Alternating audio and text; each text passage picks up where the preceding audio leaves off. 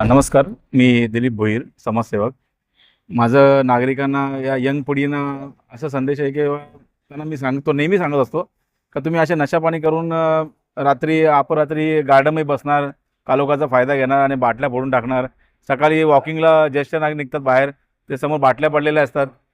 जेणेकरून ते असे प्रकार असे घडतात. आमच्या गार्डनमध्ये भरपूर झालं आहे असं.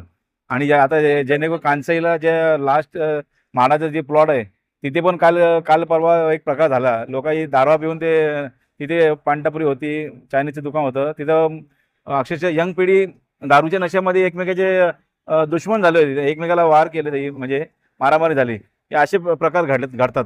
म्हणून हे पानटपऱ्या झाल्या किंवा याच्यामध्ये नशाचे सामान विकले जातात, हे लवकर बंदी झाली पाहिजे.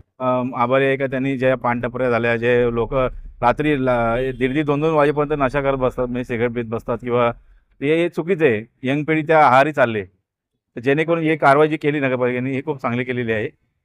यंग पिढी ज्या आहारी चालले त्यांनी काहीतरी व्यवसाय करावा, जेणेकरून स्वतःचं पोट भरतील किंवा आमचा सपोर्ट असणार युवा पिढीला. पण असे व्यवहार नशा करतात, रात्री कुठं गार्डनमध्ये बसतात, बाटल्या फोडतात दारू पिऊन वगैरे, हे चुकीचं आहे. हे प्रकार झाले नाही पाहिजे. पुढे मी सांगणार की तुम्ही असे व्यवसाय करा, जेणेकरून आमचा तुम्हाला सपोर्ट राहणार नेहमी. का तुम्ही मेहनत घ्या, आम्ही तुम्हाला चांगले शिका. शिका तुम्ही, पण अशा नशेच्या आहारी जाऊ नका, तर जेणेकरून तुमच्या घरच्यांना पण त्रास होतो. म्हणून तुम्ही यंग पिढी जास्तीत जास्त तुम्ही लक्षपूर्वक श्रम करा, चांगला व्यवसाय करा.